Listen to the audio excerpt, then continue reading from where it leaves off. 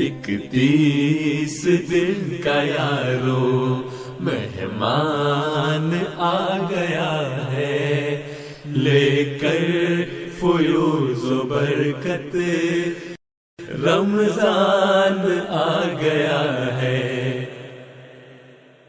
लेकिन ये याद रखना, ये ज़ुहद और इबादत सब आरज़ी ना हो, इन नेकियों में रग़बत बस चंद रोज़ तक इन पर ना हो तवज्जो, लेकर सना की लज़्ज़त रमज़ान आ गया है।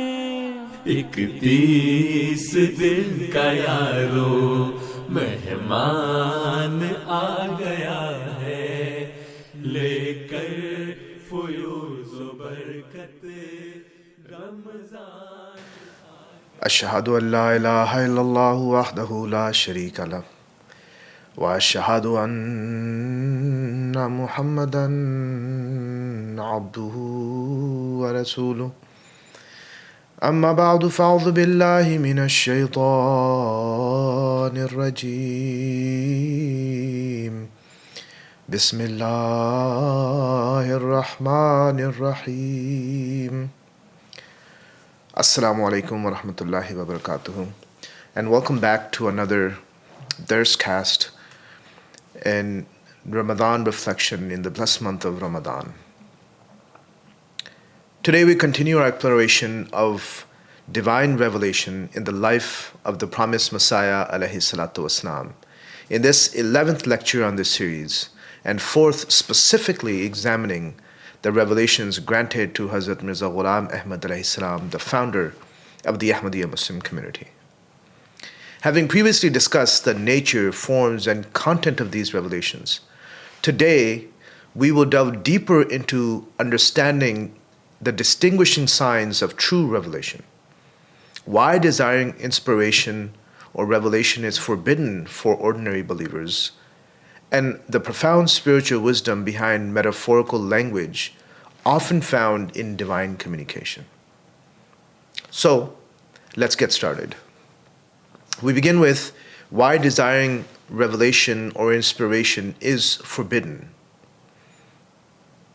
At this point, I consider it necessary to address this an apparent contradiction in the writings of the promised Messiah alayhi salatu wasalam. In some places, he explicitly forbids his followers from desiring visions and inspirations, reminding them that on the day of judgment they will not be asked how many revelations they received. Yet in other writings he states that since he has been given news of the unseen in abundance, his rank is greater than others in the Ummah. A distinction not given to anyone in this Ummah before him. So how do we reconcile these seemingly contradictory positions? If receiving abundant revelations elevates one's spiritual rank, why would the promised Messiah alayhi salam, the founder of the Ahmadiyya Muslim community, forbid others from aspiring to such experiences? The answer lies in the understanding the special status of divine appointees. Such individuals have a protective barrier drawn behind them by Allah Almighty Himself. They cannot move back even an atom's weight from their divinely appointed mission. Mention their superiority over others. It does not produce pride or arrogance in them. They're merely stating their status that has been given to them by Allah Almighty. The very qualities that lead to spiritual destruction in others. Their self-reference is never to elevate their personal status, but to direct people's attention towards God's power and glory. Therefore, speaking of their spiritual distinctions causes them no spiritual harm. It in fact strengthens the believer's faith in Allah Almighty who has sent them. For everyone else, however, the situation is entirely different.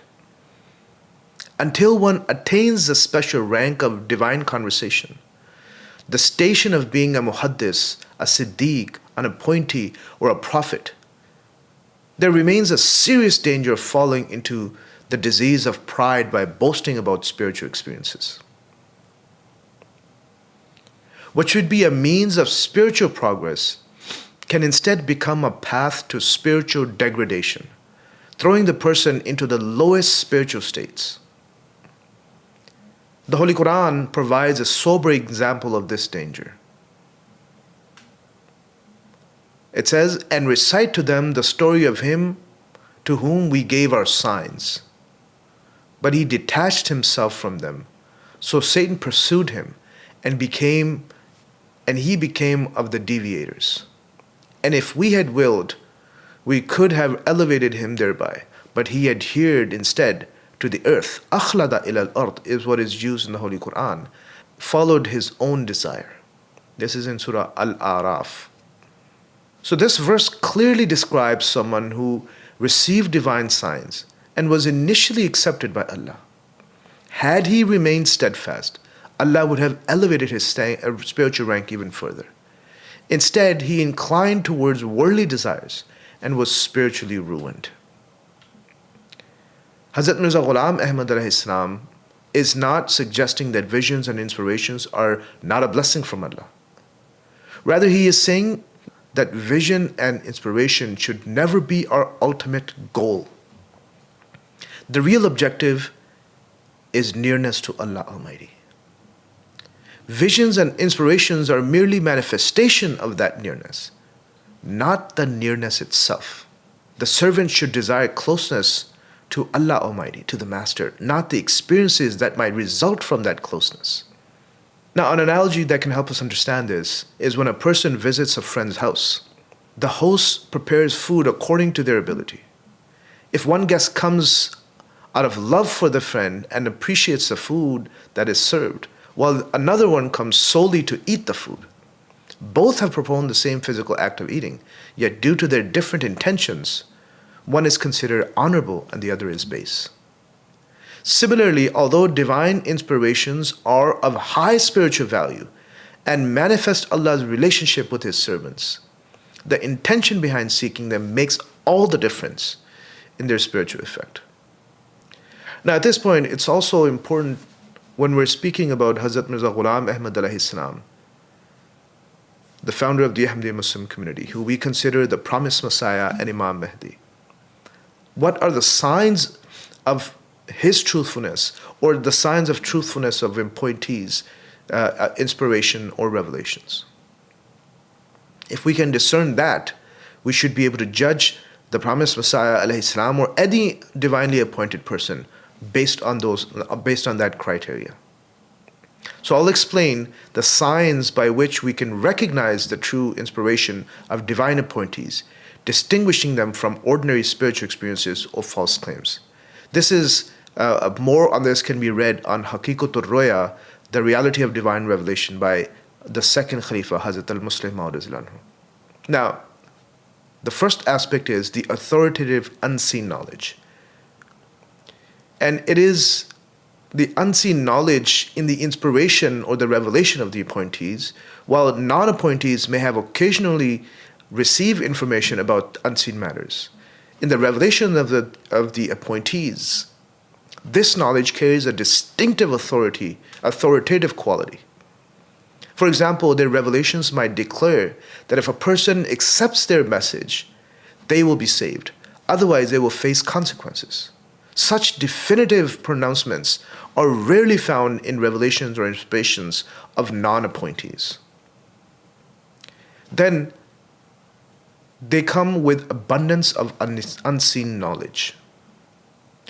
This is a second sign of sheer abundance of unseen knowledge is found in their revelations. Others might receive occasional inspirations, but not the consistent flow of unseen knowledge granted to divine appointees or reformers. Then, their wide-ranging impact. This is the third sign that the inspirations or revelations of the appointees or reformers are comprehensive in scope, relating it to progress or decline of an entire nation or nations or even the whole world. Non-appointees, non-reformers typically receive guidance only about their personal affairs, as they are responsible only for themselves. But appointees and those that are chosen by Allah Almighty, being responsible for guiding humanity, receive revelations with far-reaching implications. Now, divine power and spiritual transformation. This is the fourth sign that Allah's power and might visibly accompany the revelations of appointees. Allah manifests His glory through them, and their revelations produce profound spiritual transformation and change hearts worldwide. Then we have the awe-inspiring presence. This is the fifth sign of the true divine revelation or inspiration that carries an awe that even opponents cannot withstand. Enemies may shout and scream from afar, but rarely dare to confront the appointee or the reformer directly. We saw this with the promised Messiah and Imam Mahdi alayhi salam, who repeatedly challenged opponents to a mubahila, a prayer duel, yet none had the courage to accept while he was alive. Then, complete absence of cowardice. The sixth sign is the complete removal of fear from the appointee's or the reformer's heart.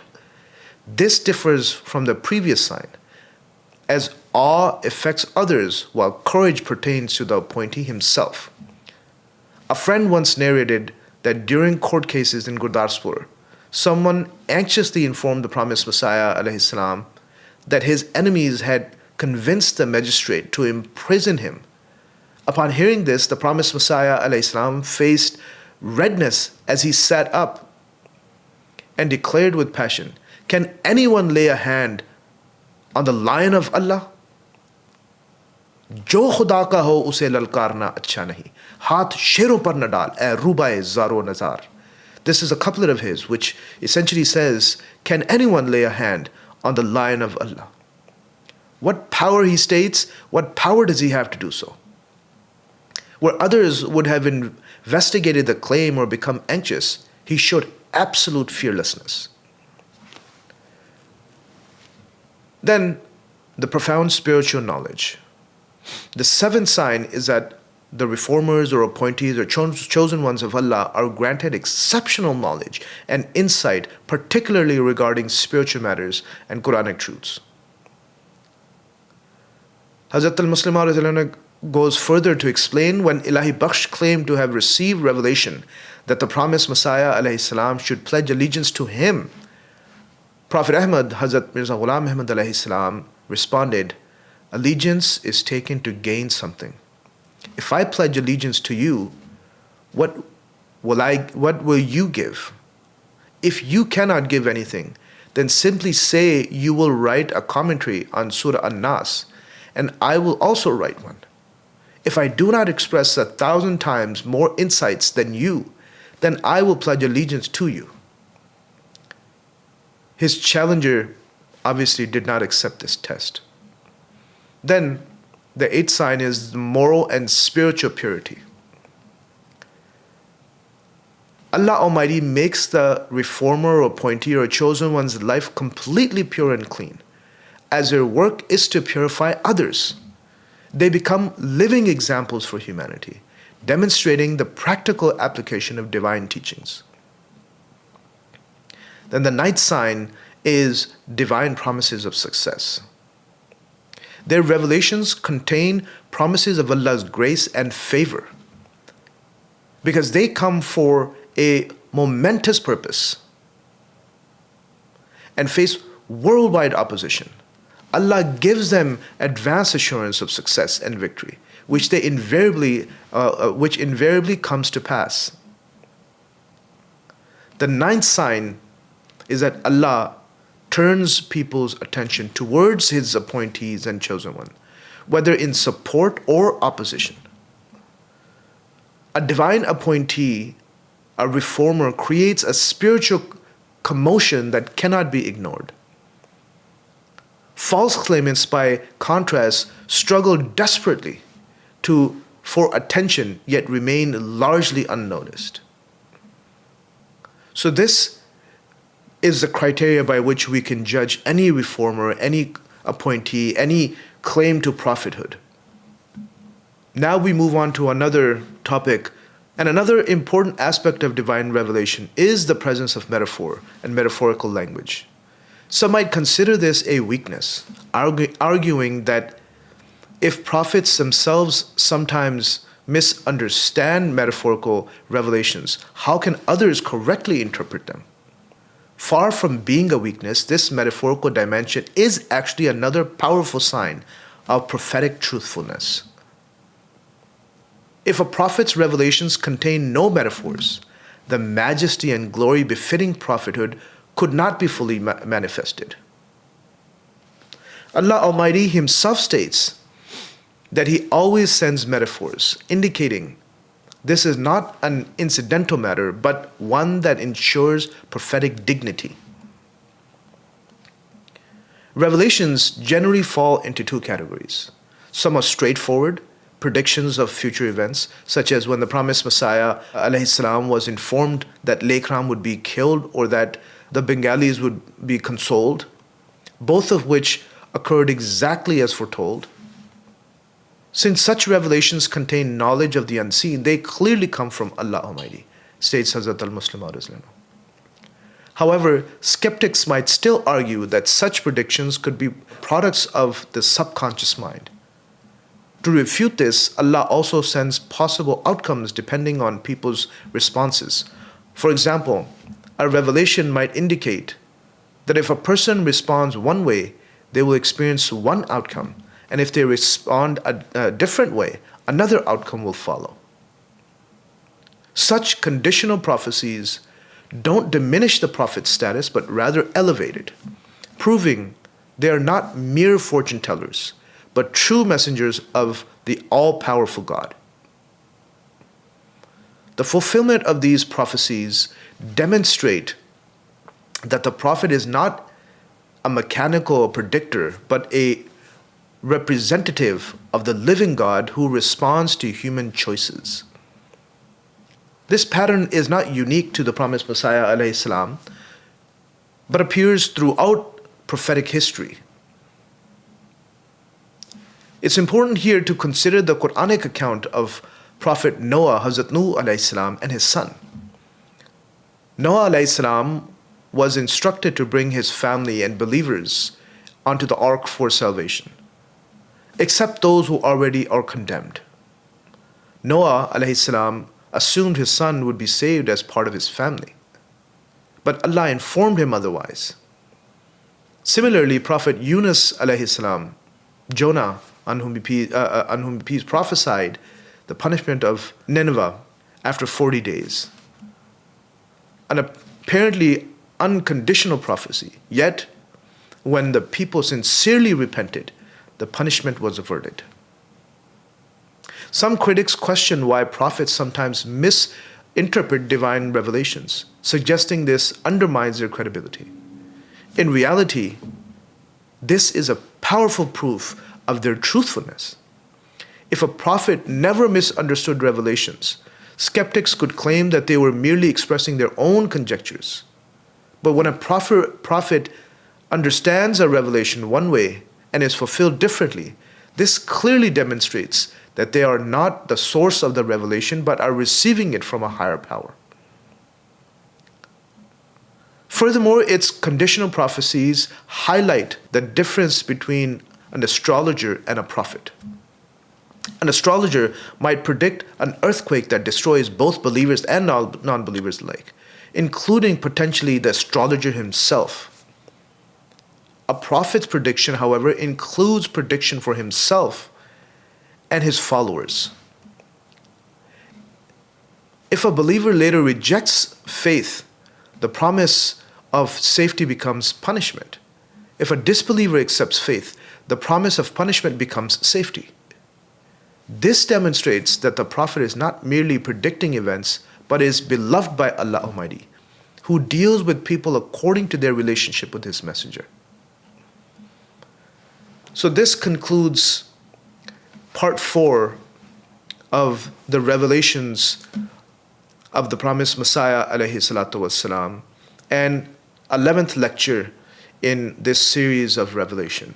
Inshallah, tomorrow we will have the concluding and the final dars or lecture in this series, and from there on we will move on to other subjects. Jazakumullahu ta'ala everyone for tuning in. I hope you are benefiting from these lectures and trying to improve and increase not just your knowledge, but more importantly your spirituality and your connection with Allah Almighty. May Allah bless you, may Allah Ta'ala accept your prayers, and may He make this Ramadan a special source of acceptance of prayers for you and your family. Ameen, Allahumma ameen. Until tomorrow, Assalamu alaikum wa rahmatullahi wa barakatuh. ये ज़ुहद और इबादत सब आरज़ी ना हो।